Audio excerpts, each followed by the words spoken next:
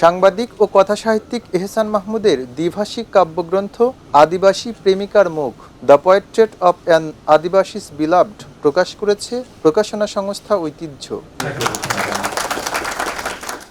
বাংলা একাডেমির কবি শামসুর রহমান সেমিনার কক্ষে বইটির মোড়ক উন্মোচন করা হয়। প্রকাশনা উৎসবে প্রধান অতিথি ছিলেন সংস্কৃতি প্রতিমন্ত্রী আলী নেওয়াজ মাহমুদ খৈয়াম। উপস্থিত ছিলেন বাংলা একাডেমির মহাপরিচালক অধ্যাপক মোহাম্মদ আজম, গবেষক ও শিক্ষক কুদরত ইহুদা, লেখক ও গবেষক পাভেল পার্থ, অধিকার কর্মী মেইনথিন প্রমিলা, বইটির লেখক এহসান মাহমুদ, অনুবাদক আলমগীর মোহাম্মদ এবং ঐতিহ্যের প্রকাশক আরিফুর রহমান নাইম। সংস্কৃতি প্রতিমন্ত্রী আলী নেওয়াজ মাহমুদ খৈয়াম বলেন, আদিবাসী ও সমতলবাসীদের মধ্যে বিভাজন কমিয়ে একটি কল্যাণ রাষ্ট্র ও মানবিক রাষ্ট্র গড়ে তুলতে সকলকে একসাথে আন্তরিকভাবে চেষ্টা করতে হবে। পাহাড়ের মানুষের প্রতি আমাদের অকাট্য ভালোবাসা, নিবিড় ভালোবাসা আছে। আমরা তাদেরকে সঙ্গে নিয়েই পথ চলতে চাই। এই পাহাড় এবং সমতলের সংস্কৃতি মিলিয়ে যদি আমরা আমাদের সংস্কৃতির একটা জায়গা তৈরি করি, পৃথিবীর বুকে এটা one of the best culture হবে, বেস্ট কালচার।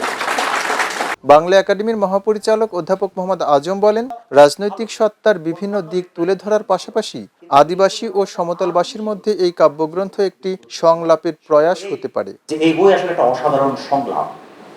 এটা শুধু সংলাপ নয়, এটা সংলাপের প্রয়োজনীয়তার কথা আমাদের চোখে আঙ্গুল দিয়ে দেখিয়ে দেয় এবং একই সঙ্গে সে নিজেও সংলাপের অনেকগুলো ক্ষেত্র আসলে উন্মুক্ত করে। আমাদের সংলাপটা সবসময় উন্মুক্ত রাখতে হবে। এই বই একদম অভ্যন্তরীণ সাক্ষ্যের দিক থেকে, ভাষার বয়ানের দিক থেকে এটা একটা অসাধারণ সংলাপ প্রয়াস। অনুবাদক আলমগীর মোহাম্মদ জানান যে তিনি সর্বোচ্চ সচেষ্ট ছিলেন কবিতার ভাব ও ভাষ্যের মধ্যে একটি অর্থবহ সামঞ্জস্য রাখতে।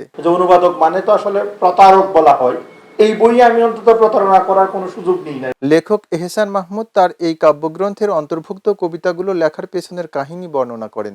সবার আগে বাংলাদেশ, এটাও যদি মূলমন্ত্র আমরা যদি ধারণ করি বাংলাদেশের জন্য, এবং সেই ধারণ করতে হলেও বাংলাদেশের সকল নাগরিকের জন্য সমান অধিকার নিশ্চিত হবে। খবরের কাগজ, নিখাদ, নির্ভীক, নিরপেক্ষ।